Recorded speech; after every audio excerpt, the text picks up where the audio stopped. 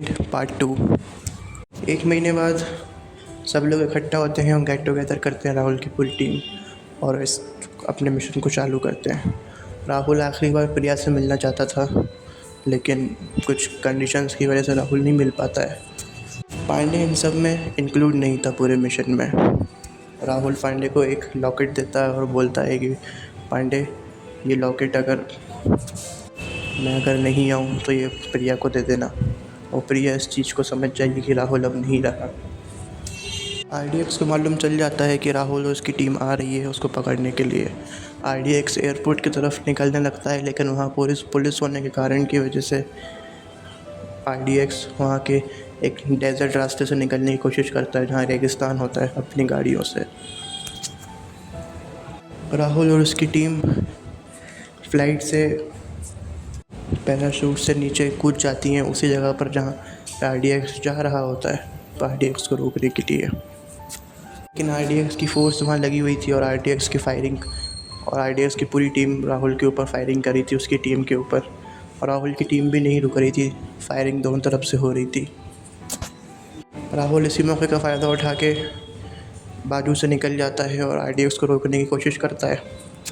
जब RDX ये देखता है कि RDX शायद पकड़ा जा सकता है, तो RDX होशियारी से अपना एक हेलीकॉप्टर बुला लेता है और ऊपर निकलने की कोशिश करता है। RDX की गाड़ी चल रही होती है, उसके जस्ट उसके ऊपर RDX का हेलीकॉप्टर उड़ रहा होता है ताकि हेलीकॉप्टर उसको पिकअप कर ले।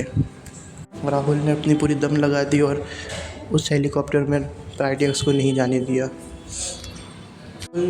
छोटे से कनेक्टेड था और छोटे के पास एक मिसाइल गन थी, और राहुल छोटे से बोलता है कि छोटे, जब मैं बोलूँ तो शूट कर देना। छोटे बोलता है कि नहीं, उस हेलीकॉप्टर में तुम भी रहोगे। लेकिन छोटे बोलता है कि ये ऐसा नहीं हो सकता। लेकिन राहुल बोलता है कि ये तुम्हें करना ही होगा।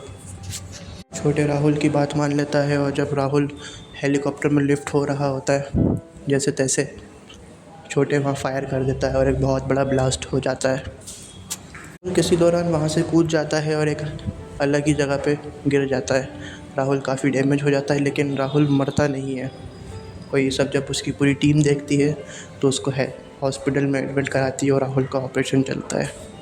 जब ये बात प्रिया को मालूम चलती है तो प्रिया वहाँ से सब कुछ काम छोड़ कर राहुल के पास आ जाती है।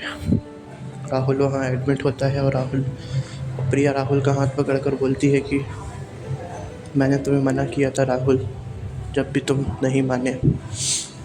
और तभी पांडे आता है और प्रिया को लॉकेट देता है, और प्रिया इस चीज़ को देख के समझ जाती है कि काफ़ी अच्छे यादें हैं हमारी और राहुल की। राहुल को कुछ दिन तो कोमा में रहता है, लेकिन उसको होश आ जाता है।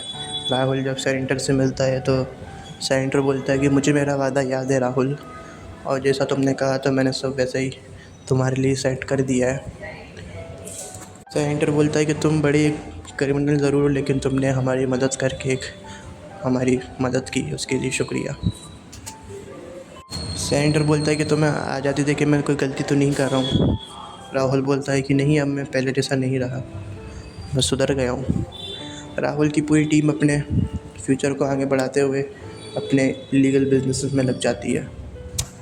राहुल 5 साल के लिए स्विट्ज़रलैंड चला जाता है, और उससे जाने से पहले राहुल प्रिया से मिलता है आखिरी बार उस कैफ़े में, और प्रिया को एक हक करता है और बोलता है कि तुम हमेशा मेरे साथ रहोगी ना।